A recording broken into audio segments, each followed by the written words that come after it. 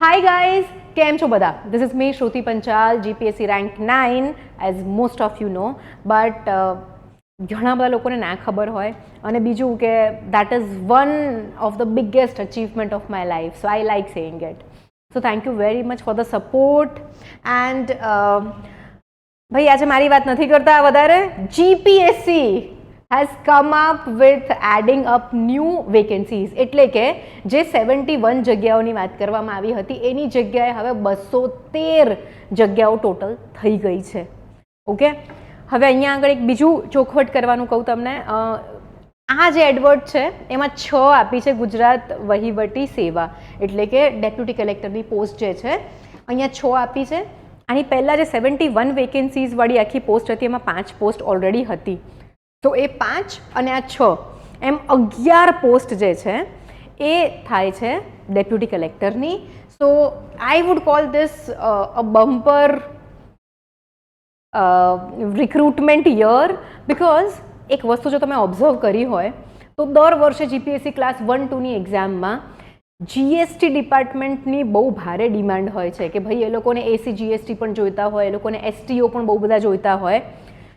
And બંને એડવર્ટમાં GST વિભાગમાંથી કોઈ પણ વેકેન્સીઝ મૂકવામાં નથી આવી.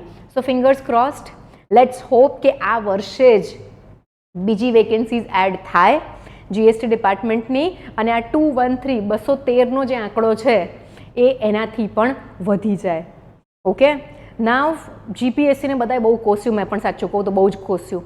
દેન આઈ કેમ ટુ અ કન્ક્લુઝન કે જેમ ગ્રહ દશા ખરાબ હોય, જેમ કે શનિની 7.5 આવી ગઈ છે, તો ભાઈ આવી ગઈ છે, શું કરવાનું? પોઝિટિવ એટીટ્યૂડ રાખવાનો અને આપણે ફૂલ હાર્ડવર્ક કરવાનું, રાઈટ? સો આ બહુ જ સારા સમાચાર છે. પણ જો આ એડ ના પણ થઈ હોત તો હું તો આવીને એમ જ કહેવાની હતી કે જોરદાર તૈયારી કરવાની છે. અને અહીંયા આગળ તો હવે સીટ્સ વધી ગઈ 213. તો અમેઝિંગ ચાન્સ છે. 100% આપી દો તમારું ટેસ્ટ સિરીઝ, મોક ટેસ્ટ આપો, યુપીએસસીના પીવાયક્યુઝ રિવાઇઝ કરી લો, બધા સબ્જેક્ટ્સ રિવાઇઝ કરી લો. હજી 2 મહિનાનો ઓર ટાઈમ પણ છે આપણી પાસે. તો વેલ ઇન એડવાન્સ આ બધી જ પોઝિટિવ વસ્તુઓ થઈ રહી છે.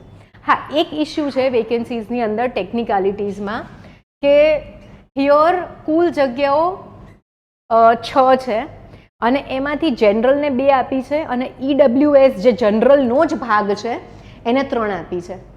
તો ઘણા બધા વિદ્યાર્થીઓ આની નીચે કમેન્ટ કરશે જાતિવાદની ને બધી જ વસ્તુઓ. હું ના પાડતી જ નથી, but there has to be a rationale behind કેમ આવું કર્યું છે. રેશનલે જાણતા પહેલાં I think we should not comment. Okay, જેમ આપણે 71 સીટ્સ આવી અને કેટલું કોસી દીધું હતું જીપીએસસીને, એમાં એકચ્યુઅલી જીપીએસસીનો કોઈ ફોલ્ટ જ નહોતો. દરેક ડિપાર્ટમેન્ટમાંથી જે માંગણા પત્રક હોય, ડિમાન્ડ ફોર ઓફિસર્સ હોય, એ જ જીપીએસસી પાસે પહોંચ્યા નહોતા. અને એઝ હસમુખ સર હેડ કમિટેડ કે ભાઈ એપ્રિલમાં રિલીઝ થશે, તો એમની પાસે જે માંગણા પત્રક હાથમાં હતા એ લઈને એમણે કર્યા. સો વી આર હોપિંગ એક પોઝિટિવ ન્યૂઝ કે જીએસટી વિભાગની વેકેન્સીઝ એડ થાય. I am looking forward to it very much. We have મામલતદારની પોસ્ટ પણ છે, એસઓની પોસ્ટ ઘણા લોકોને લેવી હોય છે, એ પણ ઘણી માત્રામાં છે, ટીડીઓ ઘણા લોકોને લેવી હોય છે. તો આઈ વુડ સે કે પોસ્ટ પણ સારી છે, બહુ જ સારું છે. Guys, give your 100%, right? અત્યારે પ્રી 2 મહિના જો તમારો સિલેબસ પતી ગયો હોય તો ખાલી પ્રી પર ફોકસ કરવા કરતાં મેન્સનું પણ થોડુંક દિવસનો 1 કલાક પણ આપીને મેન્સની પણ તૈયારી કરી જ લેજો.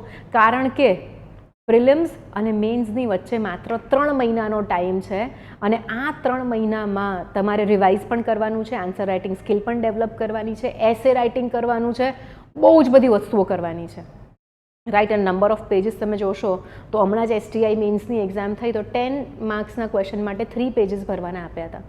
તો આપણી આવનારી એક્ઝામમાં શું રિક્વાયરમેન્ટ હોય છે એ પણ આપણે સમજવું પડશે. So we have a lot of work to do and amazing exciting news. શું કરવાનું છે? હવે આપણે એક સિરીઝ ચલાવીશું. આવતીકાલે તમને એક જોરદાર 2 મહિનાનું ટાઈમ ટેબલ વિશે વાત કરીશ કે આઈડિયલ ટાઈમ ટેબલ કેવું હોવું જોઈએ. એના પછીના દિવસે સન્ડે તો રજા રાખીશું, હે ને? ખુશી આટલી છે કે સન્ડે રજા, સન્ડે કરીશું વિડીયો. સન્ડે ના કરીએ તો મંડે તો કરીશું જ. આપણે એક મોસ્ટ ઇમ્પોર્ટન્ટ ટોપિક્સ, બીજો એક પ્રશ્ન હોય છે સ્ટુડન્ટ્સનો, કેટલી મોક ટેસ્ટ આપવી જોઈએ? હવે કેટલી is not the question, mock test આપીને કરવાનું શું, right, that should be the question. તો આપણે એની ઉપર ચર્ચા કરીશું. સો નાના નાના તમે લોકો મને કહેતા જજો કઈ વસ્તુની ડિમાન્ડ છે તમને, અને એ પ્રકારથી હું તમને વિડીયોના માધ્યમથી ગાઈડ કરતી રહીશ. એકચ્યુઅલી હમણાં નિધિ મેમ ઘરે ગયા છે, તો ફોન જે ઓફિસ પર આવતા હોય થોડા ઘણા ફોન હું પણ ઉપાડી લઉં. તો સ્ટુડન્ટ્સ જ્યારે કહે ને કે ઓ મેમ અમે તમારા વિડીયો જોઈએ છે અને અમને બહુ સરસ ગાઈડન્સ મળે છે, I really feel very good and grateful actually, કે હું જે આ એફર્ટ કરું છું એ તમને બહુ જ કામમાં આવે છે, મદદરૂપ થઈ રહ્યો છે. તો પ્લીઝ કીપ ઓન ગાઈડિંગ મી કે તમને ક્યાં તકલીફ પડે છે અને હું ક્યાં તમને મદદ કરી શકું આ યુટ્યુબના ફ્રી પ્લેટફોર્મના માધ્યમથી. એન્ડ ઓલ્સો 2027માં પણ આનાથી વધારે વેકેન્સીઝ આવે એવી સંભાવના છે. એટલે જે લોકો 26 માટે મોડા છે કે 26ની તૈયારી બરાબર નથી થઈ, એક્ઝામ આપવું ના નથી પાડતી, પણ 27 માટે પણ તૈયાર રહેજો. જે લોકોને એવું છે નવા છે અને 27ની જ એક્ઝામ આપવી છે, we have an amazing foundation batch, જેમાં અમે NCERTs કરાવીએ છીએ, જેમાં સ્ટાન્ડર્ડ રેફરન્સ બુક્સ કરાવીએ છીએ, ધ હિન્દુના લાઈવ લેક્ચર્સ એવરી ડે હોય છે, રેગ્યુલર ટેસ્ટ હોય છે, આન્સર રાઇટિંગ હોય છે, તમારી તૈયારી એકદમ જોરદાર થઈ જાય એવી 2027ની ફાઉન્ડેશન બેચ ચાલુ કરી છે. તો સંપર્ક કરી શકો છો. By now you all would know our number, પણ એક વખત ફરી લખી દઉં, અહીંયા લખીએ 7011902060 પર કોલ કરી શકો છો, વોટ્સએપ કરી શકો છો. વોટ્સએપ પર તમને 24 આવર્સની અંદર રિપ્લાય આવી જશે. કોલ કદાચ ના ઉપાડીએ તો કોલ બેક કરી દઈશું. So don't worry about it. 24 આવર્સની અંદર we will reach you. Thank you very much guys. See you tomorrow. By.